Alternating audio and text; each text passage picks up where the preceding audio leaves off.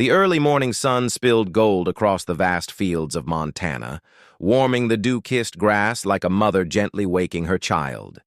In a weathered wooden home at the edge of town, 17-year-old Eli Carter laced up his worn boots, slung his tattered backpack over one shoulder, and stepped onto the porch.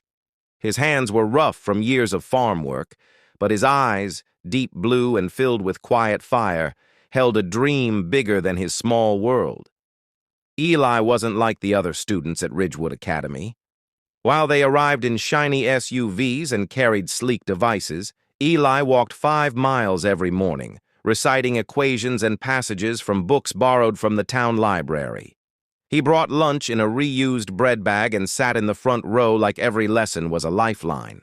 School was his hope, not just for him, but for his father, who worked 2 jobs and still couldn't afford to buy Eli new shoes.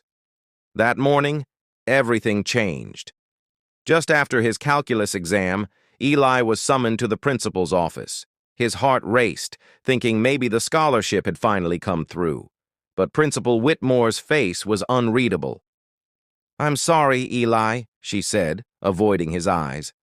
"The board has revoked your enrollment. Your tuition hasn't been paid for 2 months.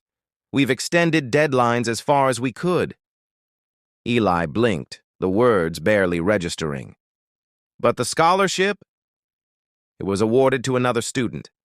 I'm sorry." No ride home was offered. He walked the long road back, every step sinking heavier with disappointment.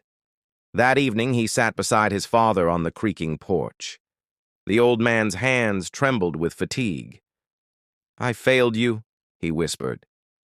"You gave me everything," Eli replied. "Books, belief, and love. That's more than most kids ever get." The next morning, just after dawn, a thunderous noise ripped across the quiet sky. A helicopter, sleek and silver, descended onto their field, sending waves through the wheat. Eli and his father shielded their eyes as it landed. From it stepped a tall figure flanked by assistants: Gregory Langston, billionaire tech mogul and Ridgewood's biggest donor. "I'm looking for Eli Carter," he called out. Eli stepped forward cautiously. "That's me." Langston's voice softened. "Your letter reached me." "I didn't send you a letter." Langston pulled out a weathered envelope. "Your English teacher did. She sent me your essay, the one about fixing America's education system. Said it moved her to tears." Eli's cheeks burned. He remembered the assignment, the honesty he'd poured into it. He'd written about poverty, being invisible, and how too many kids had their potential stolen before it could grow. Langston looked around. "This is your home?" Eli nodded. Langston turned to his assistant. "Full scholarship. Not just high school, college, too. Renovate the house. Immediately." Eli stared in disbelief. "Why?" "Because a boy who sees the world like you do and still chooses kindness deserves every chance," Langston said. "I was you once." That week, their house was transformed. The story spread like wildfire. News crews came. Donations poured in.